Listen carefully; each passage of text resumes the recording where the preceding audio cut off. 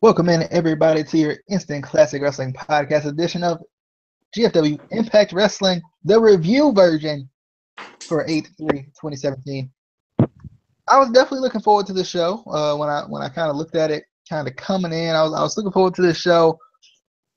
I guess my only issue is I just don't like the LAX stuff being at the end, like the main thing every week. And that may just be a personal thing. Like I love LAX, but I think it gets repetitive when the LAX stuff is kind of the main thing that we're seeing every single week. But I'm definitely excited for some of the stuff that happened on tonight's show, the continuation of the Super X Cup. Grado and Joseph Park stuff was funny tonight as usual. Um, the Grand Championship match was really good. So I mean, we got some things that I was really excited for. But Rabbit, do you have any thoughts, kind of overall, I guess, or anything on the LAX kind of that aspect of the show? You know why they doing that? Because you got people running that stuck in the 90s. You know how they used to have NWO coming in early match, destroying things at the end of the show all the time. They're supposed to be showing the dominance of the faction, even though it's not too much dominance, but that's what it's supposed to be. Yeah, I definitely agree. I mean, I feel like I feel like they kind of have done a decent job with the dominance because they surely can't win by themselves. Like if they're not in a unit, they're not winning. Like I've noticed that about LAX this time around, especially if they're not like unified and attacking people, like they're not winning. But exactly, they yeah, lost one last week. yeah, I agree. I mean, easily too. Like it was like crazy how easy that was. But we actually started off with LAX, which is funny. LAX in the clubhouse, Conan just basically revealing that there's going to be a new member that was going to be revealed tonight. A couple of weeks ago, we had this kind of same conversation with Conan, where a new member was going to be revealed. So I was kind of interested to see who it was going to be. I didn't really know. I freaking accidentally looked at Facebook and got spoiled a little bit, so I was kind of upset about that. But it happens. Any thoughts on that initial LAX segment from the clubhouse? Yeah, it started off like you say when he started saying he got somebody with the level of violence that us as a group follow. I couldn't think of who on the roster even fit that. You know what I'm saying? But when he was saying that, yeah, that's what I was trying to picture. Who he talking about? I ain't looking on sports. I'll be trying my best not to do that. I gotta see it right when I see it. I pulled up Facebook by accident, and I was like, "Oh, darn it!" So that was it for me. Yeah. But moving on to the video package we had on the Super X Cup, I definitely liked it.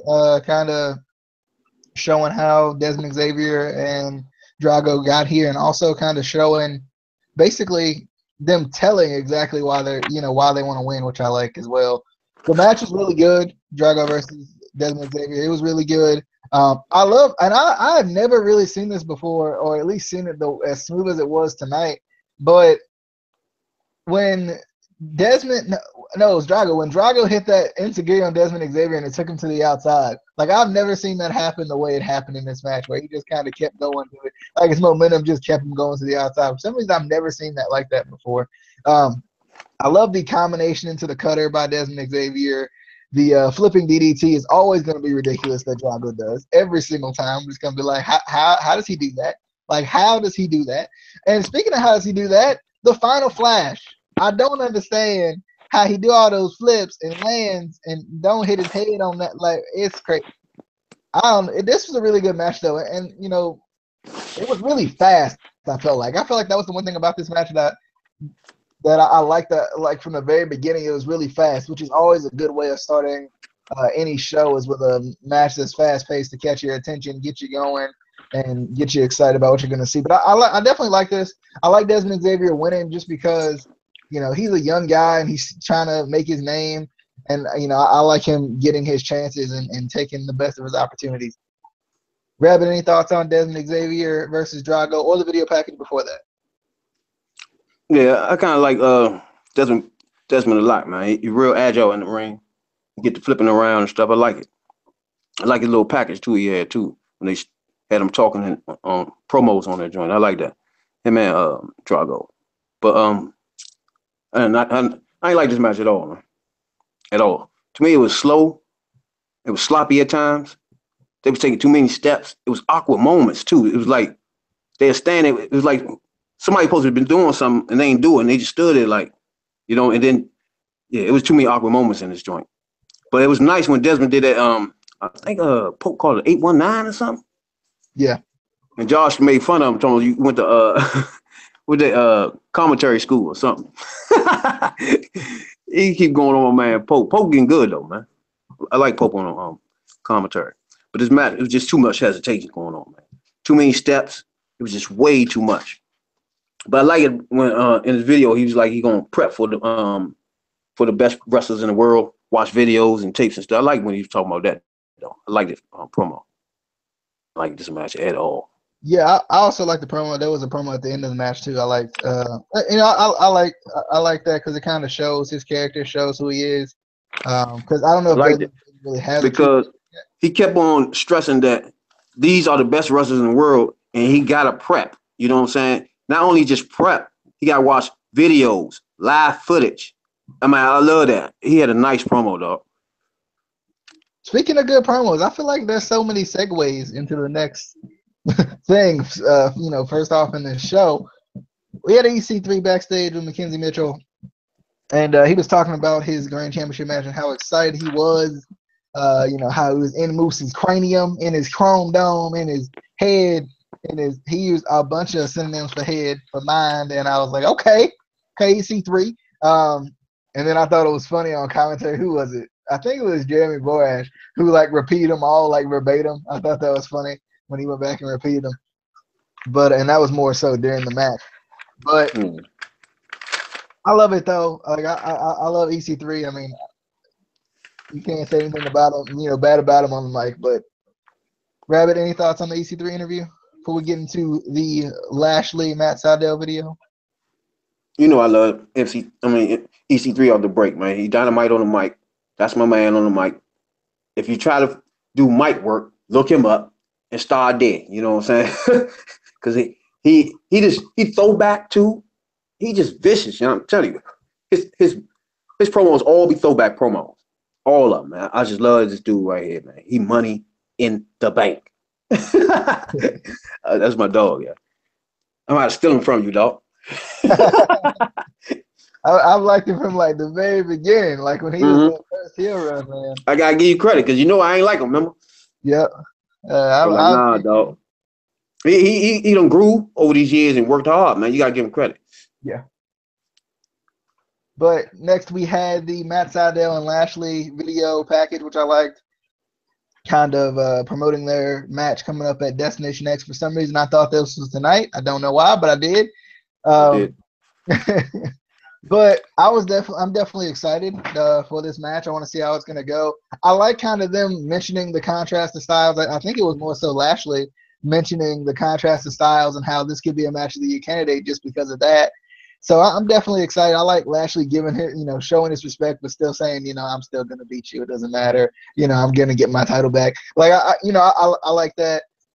And also like Matt Sydal in this video package as well. After that, we had the Alberto El Patron interview, basically just showing a little dissension between he and his family. So thoughts on the video package and the El Patron interview?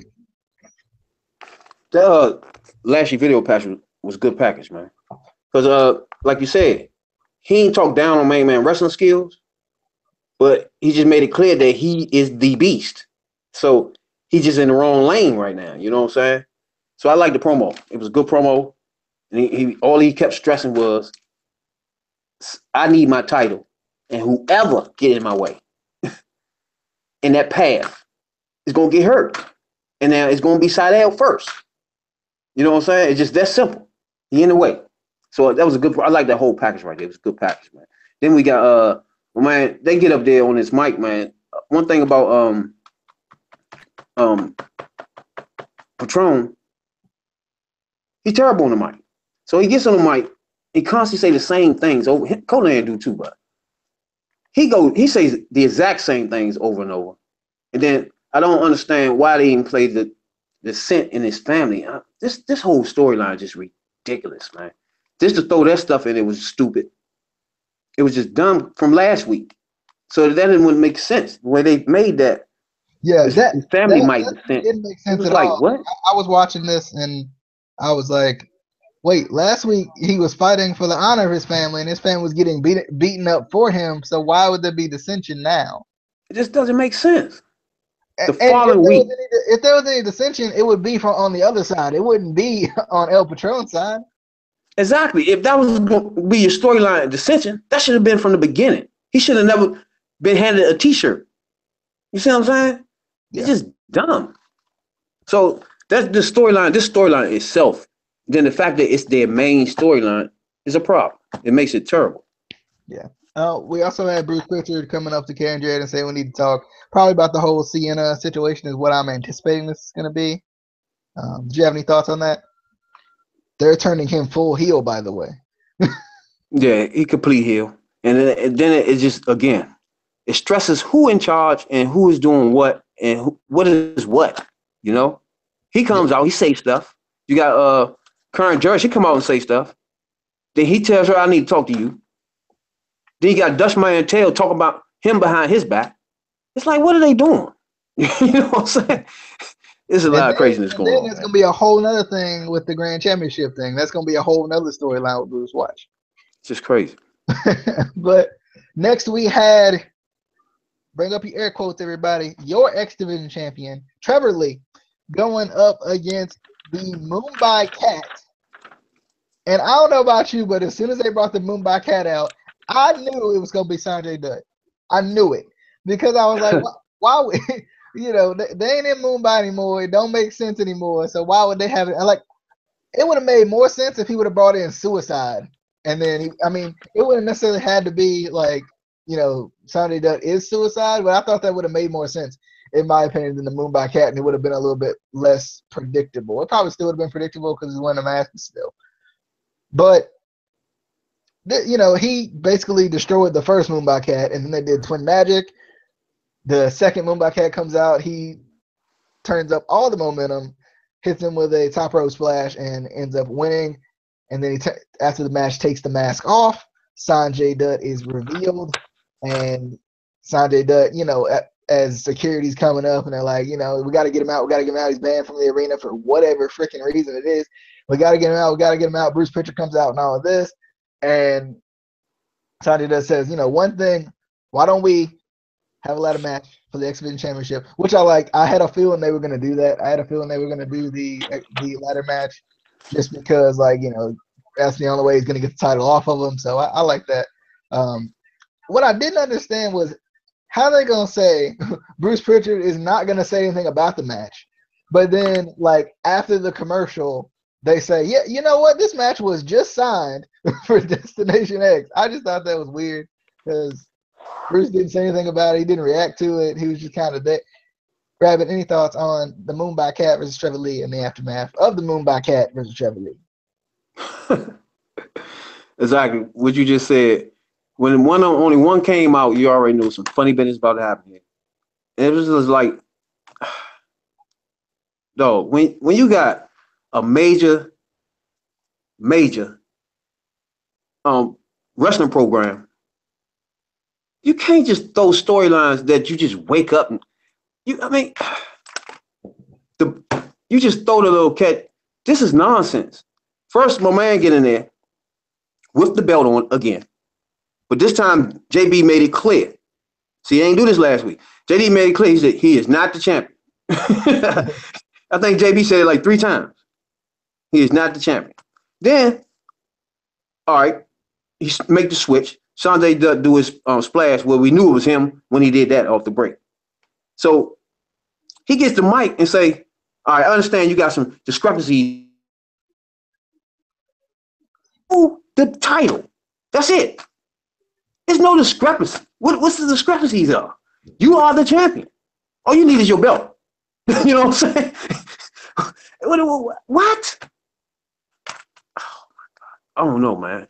It's just this storyline in the LAX storyline is just what?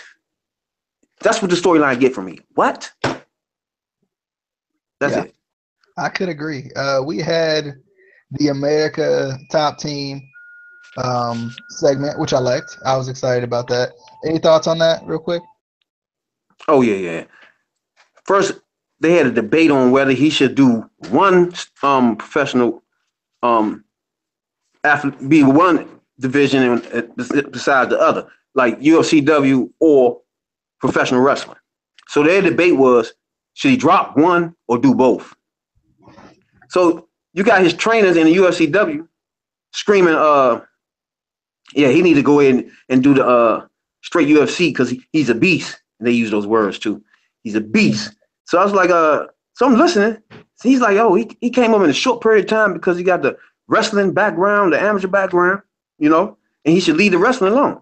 See, you had nobody on there defending professional wrestling. So you had the UFC trainers, top 10 trainers, who want Lashley to fight full time, telling him, oh, nah, you need to leave the wrestling alone if you want to be a superstar. You know what I'm saying? Which was crazy. But my man, what's my man, Mo? Yeah, King Mo. Name Mo. He defended pro wrestling. He kept on saying, hey, the people in the pro wrestling, man, they putting their life on the line out there, man. That thing is tough out there. He kept on saying that. So I give him good I give him props for saying professional wrestlers, this is serious, you know what I'm saying? Because you wanna know why? Because he was there last year when I think Dizzy had him in the mix of things last year. And he took some bumps and he realized, okay, they serious, you know what I'm saying? You know? So big ups to Mo for defending professional wrestling at that time, you know what I'm saying? That was a good nice little promo though. I like the little pack. Yeah, I agree. I feel like, you know, I like this because it was real. Like it will, like it won't like they brought a lot of MMA guys to come out and say, hey, you know, professional wrestling is the real deal. But obviously King Mo's done it, so it made logical sense. Exactly. And I like it too. Exactly. Because it kind of showed how Lashley works from the MMA perspective. But there was one guy that said he should do both, which I liked. I was That was like, Mo. that was King Mo. Yeah. So I like that. Yeah, and I just liked it because it was real. Like that, it didn't feel like it was overly scripted or it was like, you know, you have to say this, Exactly. you have to say this. Like that's what I liked about it. They actually could put that on ESPN. You know what I'm Yeah, saying? That's how smooth that was. yeah. Next, we had Grado and Joseph Park were backstage. I wouldn't talk about this usually, but it was kind of funny. And Joseph Park was telling him about some advice that his, I think his grandpa, or his grandma, one of the two, used to give him that he'd never forget. And then he kept trying to say it and kept forgetting it. And it was hilarious. Yeah, it was. Did you have any thoughts on that before we get to Eddie Edwards? Yeah, Well, supposedly it Eddie was Edwards. because he'd be like, he stopped him. He's like, look, I'm gonna tell you something. My great grandma always used to tell me. He'd say like one sentence, like, oh no, that wasn't it. Then and take that and use it as much as you can. I do. It was funny. Then he had Grotto, just standing there smiling, like, huh? Yeah, his That face. thing was I was funny though. cracking up. His face. I was freaking cracking up. Yes, it was funny. Next, we were supposed to have Eddie Edwards versus Eli Drake. I don't know where Chris Dunn's got his suit from, but he need to return it immediately, and he need to pay them to return it because it's terrible. Um, Eddie Edwards' music hits, but it doesn't come out. It's shown backstage that he is getting beat down by Congo Kong. Laura Van Ness doesn't know what to do. She's trying to stop him, but he won't stop. He's out of control. And then we come back from commercial and he's beating up the what do they call him? Richard Justice, the standby athlete. It's not the exact name for what I remember here in a little bit, but I thought that was funny. Laurel couldn't contain him though. This is like the one time Laurel couldn't contain Congo Kong, but I like this though. Like Congo Kong's mad. He's hearing Grado from the grapevine, and he got to make sure he keep his girl in check. Like I like it. Rabbit, you got any thoughts on the Eddie Edwards versus Eli Drake supposed to be match that turned into Congo Kong destroying people? Yeah, it did. I don't know how to feel about this right here because I liked it at the end. I didn't like the fact that you teased a match with Eli Drake, and that I wanted to see that match. You know, so once I saw all the commotion going on, and you know how JB be like, "There's something going on in the back," you know, so I'm like, "Oh nah." So I'm thinking Eli Drake and them gonna be involved, and it was just like that would cut out the whole thing for after that, you know. But my man Kong come in that thing, man, punishing people. The problem is he don't mess with his girl, you know what I'm saying? The one and only person on the roster that showed her some love. Now he in love, and now you got Grotto sniffing around his bunny. He got a problem with that, man. So now he's throwing people everywhere. He's smashing people in the back. I like it. You got my man, the standby wrestler. See, that's why he back there. See, that's why I was trying to tell the girl last week that he was talking to. That's what he was trying to tell her. Exactly. You need people like me around for people like Kong to throw. You know, just stand there and wait for Kong to come back here and punish you. That's what he for. You know what I'm saying? But yeah. I wish he would have been there somewhere. Like that. Yeah, so he would have just. He could have looked up and be like, "See, this is what I'm for." Kong punished him. All right. Next, we got the Impact Grand Championship match. We got Moose, the Impact Grand Champion, going up against EC3. I was excited for this match. I feel like these Grand Championship matches have been really good.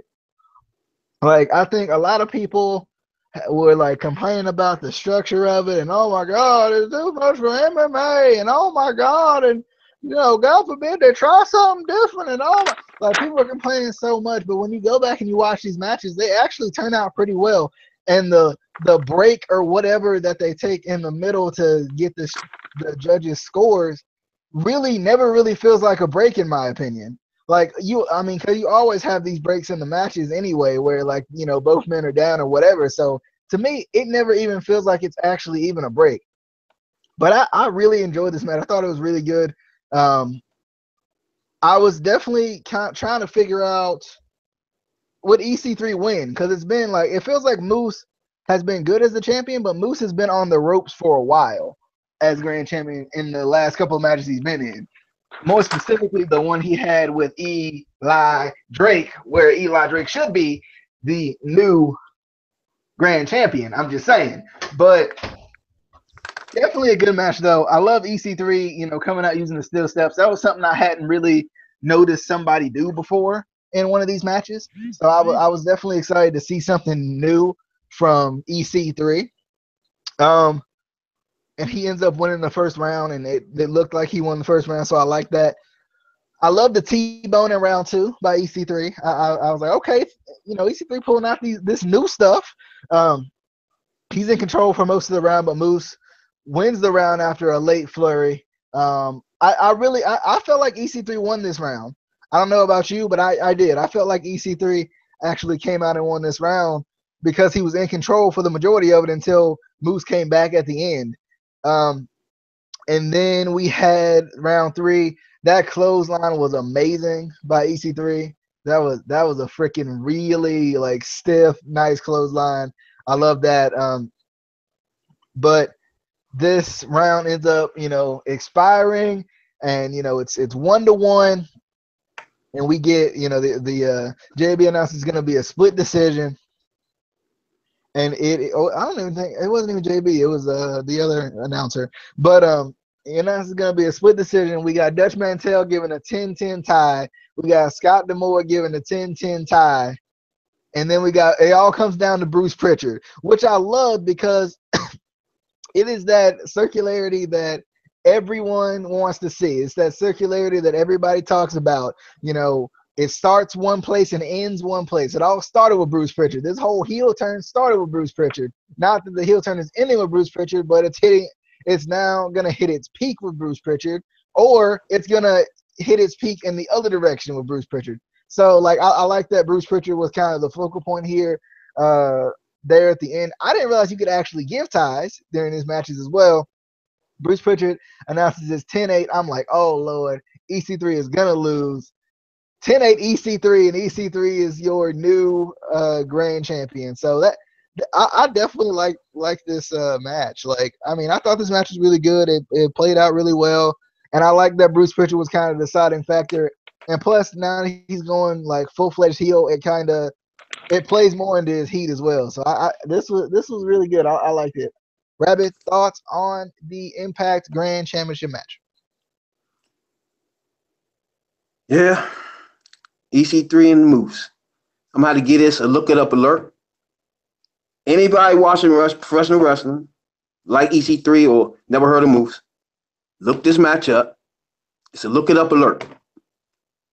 Man. This was, I'm going to say this was the best Grand Championship match, period, that ever, period. Because it had me in it with the judging. No match ever had me mentally in it, trying to think, okay, did he win or was it close? You know what I'm saying? I never thought about that before in any other matches, you know? So when it started off from the beginning, the first match, I'm be honest with you, that first match, I think EC3 won that because he was aggressive and he was all over Moose, man. The beginning joint. The first one could have went either way. But to me, I think EC3 won that thing, man. I mean, you had Pope saying Moose might be the greatest Impact champion ever. And I agree with him on that, you know, because it haven't been many, and he's been dominant since he had the title. So he is the greatest Impact champion ever, you know. So I give him big ups on that because that's what he is. Dog, Moose was chopping in this thing, man, stiff chops, nice chops. He caught my man EC3 with that headbutt off the ropes. Nice. That was beautiful. That's why I love headbutts. I like telling you last week, something that's missing in professional wrestling. And it looked like he's using it all types of ways. And I like it, man. He caught EC3 with a nice headbutt, man, off the ropes. Beautiful. Hesitation drop kicks is on the money. He grade A with those joints, man. He cold, vicious. You know what I'm saying? For his size, his height, he just jumps up with those standing drop kicks too. Hesitation drop kicks, he just vicious with those, man. Nasty. But man, round 2 and 3 was not close to me. EC3 won both of these rounds, man, by being, remember, these matches you have to be aggressive. That's the whole point of this, you know? Being aggressive. And man, this is about as aggressive I ever seen EC3. Man, you see this man with that vicious clothesline in the middle of the ring, almost turned Moose inside out, where his head was in between his toes almost, man, when he stood up. Like, what? That was a nasty, nasty clothesline, dog. Then it was a nasty, nasty 1%er on the top of his dome, Slim. Almost stood him up on that one. Vicious. Running boot. The man had a power slam in that joint that was nasty. Reverse joint. I mean, this man was a dog. EC3 was so aggressive in this joint. Power moves, that drop elbow on top rope. I mean, when he stand on top of you and just drop down on an elbow, that thing was stiff, Slim. That's that old joint, that Chris Benoit joint, man, when he hit you with those chops, and they had nasty. That's another thing in this match. Both of them delivering nasty, stiff chops, Slim. When you like chops, and now I'm a chop lover, you know what I'm saying? Love chops. But it can't be no whimsy joints, you know what I'm saying? You gotta be Chris Benoit chops. Is that what it you is? know? It gotta be them Chris Benoit joints. When them joints just quick and snap your head, you know what I'm saying? Dog. They was doing those things. The EC3 had some nice chops, boy. Pressure was on. The nice corner splash. Vicious suplex in this joint, man. Power moves in this match, dog. Look it up, alert. Look it up. Anybody, if you just catch this podcast, just at this part, where you can hear, look it up, alert. Go to this match and look at this thing up. It's a Grand Championship match. It's called Grand Championship. It's three rounds in this match. If you don't know, look it up. I'm telling you, it's three rounds, but just in case you don't know, you look it up so you can watch all 3 rounds. You know, vicious. 2 athletes, powerful heavyweights, dog. That's athletic. And I was telling you last week about Sierra. This is what I'm talking about. You can't leave stuff out that you're supposed to have been doing. You know what I'm saying? Some of them clotheslines and that 1%er, dog. Moose took those things vicious, you know? That you gotta let it all out. And this not even last man standing match. You know what I'm saying? That's what make matches vicious. When you letting it go, you know what I'm saying? And this match right here, they let it go. This was a grand Impact Championship match that needs to be looked up, dog. I literally can talk about this match all night. I'm gonna let you go ahead. we gonna move on to another match that I'm sure you enjoyed. I'm sure you did. We got the 6-man tag team match. KM, Mario, Baroka. Why can't I remember this man's last name? Bakara. I don't know why. I want to say Bokara or something. I don't know why, but I do. Bokara. That might be right. Anyway, followed by, because that's all that matters, going up against Suicide, Braxton Sutter, and Grado. Braxton Sutter looks much more heelish without the buzz, like without the buzz. Like the completely bald Braxton Sutter looks much more like a heel than Braxton Sutter before. Like you kind of could see it kind of going back in before. So like I think it makes him look a little bit more like a heel, and I think he might have changed his facial hair or something too, and that makes him look more like a heel because he's really running this heel. You know, I'm not helping anybody out. You know, Allie, come here. You know, you naive little whatever. But you know, this was a pretty good match. Like it was a good little match to kind of calm you down before the main event, and to kind of calm you down after the match we just saw. I like the dives in this match that they started out with. I love Grado showing off his wrestling prowess early on in the match, and then hitting the dance moves on him. That was nice. I thought that was funny. Falaba destroyed everybody. He just did. I thought it was funny when Falaba was destroying Grado and Braxton Sutter walks right past him and takes a knee. I was like, so you just gonna let this slide? Like you gotta at least try, and he like swat you away, and then you can start selling. But like you just gonna let your man just get beat up like that? That's man. Like, and this was before we saw it, you know, at the very end. Like, no, this man straight up just walked past him and took a knee. I'm not joking. I'm not even fabricating this at all. Falaba was dominant in this match. He every time he came in, he showed why he's Falaba, and he did that freaking rolling. I don't even know what to call it. That little rolling move that he does that I love. That move is freaking amazing. I love that move. Suicide looked pretty good in this match. I liked it. And then Grado ends up getting the win. After the match, he asks that Laurel will come out because he needs an answer because he's in danger of getting deported, guys, and we can't have that. We cannot have that. He just wants his answer. He's down on one knee, and Laurel's coming out, and Jeremy Borash, I think, if I'm not mistaken, it might have been Pope, was letting us know that Congo Kong was escorted out of the building somehow. I think it was Pope. That Congo Kong was escorted out of the building somehow, some way. And Grado had nothing to worry about. And as soon as Grado was about to get his answer, Congo Kong comes out. Grado tries to fight him. Mistake. Congo Kong almost kills him, but luckily for Grado, Joseph Park and Laurel Van Ness were there to save him. Braxton Sutter wanted no part of helping his partner out at that point. So I like this though. This is a good little after the match segment. Rabbit, you got any thoughts on the 6-man tag and the after the match segment? Laurel still trying. She's probably still right now trying to calm Congo Kong down. When you say this match calm you down, that means it's a buzzkill. This was when you start off a match with dancing, that's when you tune me out. They started the bell run. You know what I'm saying? Bell ring, don't play with me no more. Don't dance. Don't you know what I'm saying? I don't want to see none of that. They dancing. Then he got everybody dancing with him. Now we in the La La Land, play fun. You know what I'm saying? Then we got Suicide botching. Oh my God.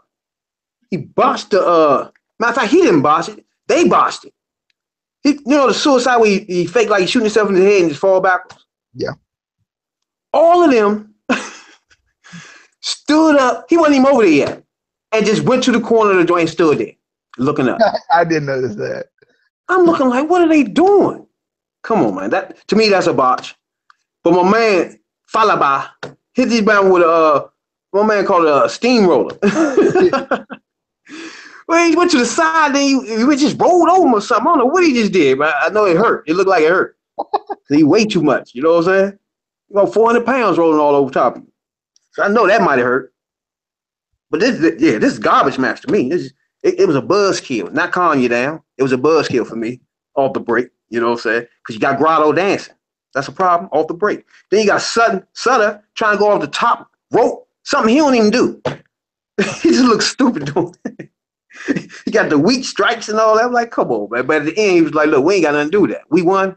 Let's get out of here. You know what I'm saying? So I like we be doing that, though. But come on, man. This Sutter can leave. Sutter is almost unnecessary. And KM is getting there. I want to see more Falaba. Get rid of the KM in him. And let Falaba take that time. Hey, with some more steamrollers. He was the reason for this match. Let's be honest, guys. Come on. More steamrollers. Then you got Kong, when my man Kong come down.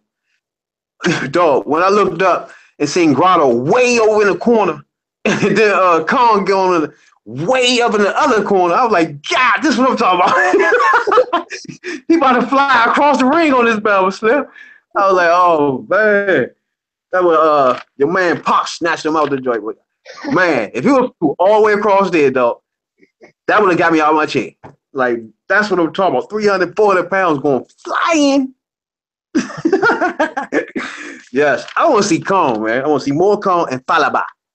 Forget KM and Grotto. Crazy. On to the LAX little segment, their little backstage interview. It was just more LAX, and you know, it's gonna be a new member. You better watch your back. You better watch your family. Watch who you trust. All that stuff. And then EC3 came out and had a nice little funny segment with the belt, the Grand Championship, talking about how they were in love and all of this, and I thought that was funny. But he did say it was a weird time for him to win the championship. So I wonder how that's gonna play out. So I'm kind of curious about that too. But Rabbit, thoughts on LAX and EC3 before we get into the main event? Yeah, Conan be spitting the same stuff. But when he was like I said earlier, when he started talking about it's somebody that just as ruthless as us. And that's when I started thinking about the roster. And I couldn't think of nobody but the Beast, the Monster, the Animal, and Load the Beast Key. And I was thinking, those two ain't about to be in no, you know what I'm saying? So what the hell are you talking about? You know? Yeah. Man. They got you. Yeah, they did. But this right here, EC3 is money. This is why he money. So, Sienna, take notes. This is what you do when you win a championship. This is not even a heavyweight title. She got 2 titles. This is just the grand championship. And see what he do? He come out, get the bell, get the ring in it. Everybody got to know I'm the champion, first of all. You know what I'm saying? Let everybody know I love this championship. And I'm the greatest champion there's ever going to be. That's how you win championship, and that's the promo you hit after that. She comes out with 2 titles, screaming about Karen Jarrett need to come out here because she didn't give her credit. Like, what? Remember that day? I was like, no, that's not what you talk about. You know what I'm saying? EC3, that's what you talk about. You come out there and say, I'm about to be the greatest champion ever, you know? And I love this title. Getting the kissing the title, talking to the title. You want to go out? You ready to leave? You know what I'm saying? That's what professional wrestlers do. They love titles. EC3, man. He's a throwback at his finest, Slim. I love him. He the man, dog. All right. Moving on to the main event. We had LAX. It was Homicide. I'm going to say Conan. Homicide, Santana, and Ortiz going up against the El Patron family. Alberto El Patron, Dos Caras, and El Hijo de Caras. This was a good, this was a relatively solid match as far as tag team wrestling is concerned. I love freaking El Hijo de Caras, though. Like, I had never seen him before, but I think he looked really good when he came in. Like, he looked really good. It was really refreshing to see him when he came in. I felt like he was kind of the highlight of the match, besides obviously at the end. But this is a good match. LAX got their control when they basically, use the numbers game. That's how they got their control. So, and that's typical LAX. As it looked like Alberto El Patron's family was going to get the win. Low key pops up on the top turnbuckle, I feel like this is the same way he came into the BDC, but look, he pops up on the turnbuckle and he hits the Warriors way on Alberto El Patron, and then they end up getting LAX ends up getting the win. That's definitely gonna be interesting to see, what they do with low key now. I'm definitely interested. But Rabbit, any thoughts on the main event of the evening? Dad, I ain't like this main event at all. This come on, man. My man had two nice. Patron had two nice backstabbers in that joint, backbreaker, and then he had back-to-back joints into a backstabber. That thing was nasty, boy. Then he went into a cross armbar. Man, he pretty in that ring, boy. Pretty, pretty, pretty. I love all his combo moves and his stomp. There's too many people doing stomps too, but that cross armbar is nasty. I love it. This match was some trash. I don't like this match at all.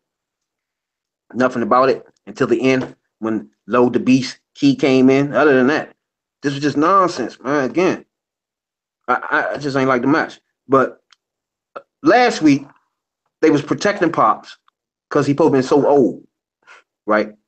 Now he actually in a ring in the match. It's like what? Now you see what I'm saying? When last week it was just soft punches, just stuff that was barely happening. And it was told to me that because he was so old, you don't want to hurt him. The following week, he is actually participating in a match. Oh my God! It's not no consistency in this program no more at all. So we're gonna have to throw that out the window and just start watching stuff for what it is, because that's over. Because you can't protect him for weeks and weeks and weeks where people barely can touch him. Then pop, he in the ring. Come on, man. That is crazy. But like I said, this was nonsense. I'm surprised that Low Key is even in this group. Because when I was thinking about it, I was thinking, it's just nobody ruthless. You got to catch people in their promos. That's why I say people, you got to listen to promos, even though some of them, they don't know what they're doing. But the words in there are connected to other storylines and things like that. You guys just got to listen to them. When he kept on saying, this person is ruthless as us, and you know what I'm saying? I was thinking, it's just, ain't that many people on the roster. Like, maybe Cowboy, maybe, you know what I'm saying? But the Beast, the Monster, the Animal, and Low, the Beast Key. And I threw him out my mind like, they ain't even Mexican. They ain't on that, you know what I'm saying? So, that they got me. This trash they just had on just now in this final match, this the Low Key was it. There's no way I thought Low Key was in here. I avoid spoilers to the best of my ability. You know what I'm saying? Because some of them joints just pop up, we ain't even paying attention. Yeah, I know. I was just on Facebook. Like, I was on my timeline. Like, I was like, come on. I didn't get none of this one. I was good. I ain't see nothing. I ain't get a whiff of this or nothing. So when I seen it, I was like, what are you doing? When up top of the rope, he can't be in here. You know what I'm saying? He came over that Warriors way.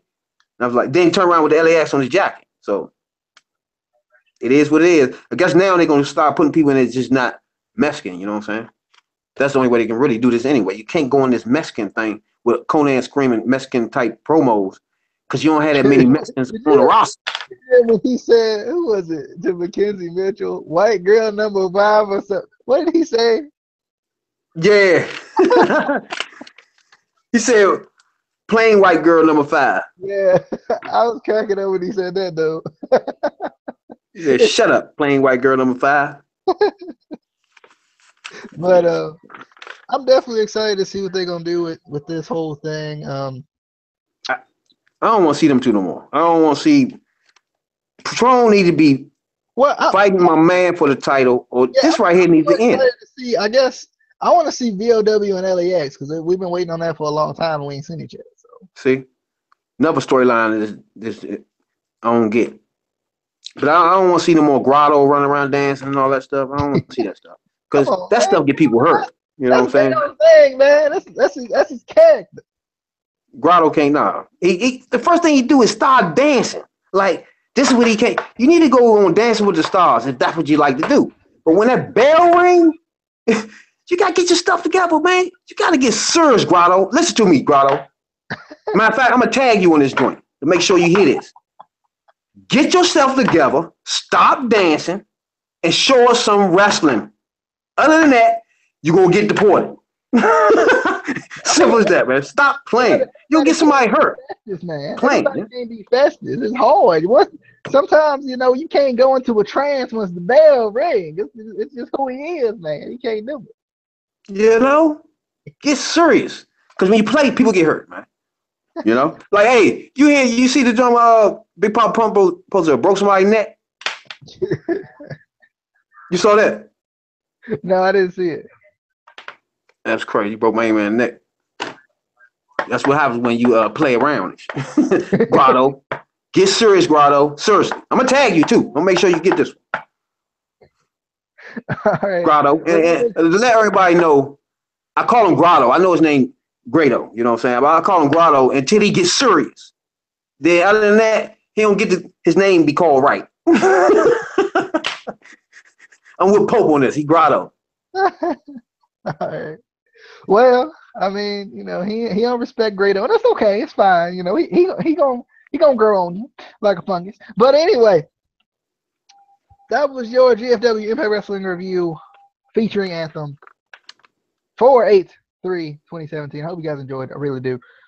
If you did, please let me know that you enjoyed. Be like, hey DJ, hey Rabbit, hey, no, don't say it, Casey, because he didn't show up. Cause he was out of town. You say, hey, Falaba. But let us know you enjoyed it. Give us a like. Definitely give us a like. Hope you guys enjoyed. Follow us on Twitter at ICW_podcast. Also, be sure to find the Facebook page. It is in the description. Yeah, it is in the description. So be sure to find that as well. If it's not, blame me and be like, hey, you didn't put it in the description. And I got you. I'll go back and put it on there. I'll send it to you personally in your DMs. Whatever we got to do, I help you out. But I hope you guys enjoyed. Be sure to hit the subscribe button for us as well. We will see you guys next time. Hope you guys enjoyed. This was your GFW Impact Wrestling Review featuring Anthem for 8/3/2017 on the Instant Classic Wrestling Podcast, the only podcast that is always, and I mean always, an instant classic.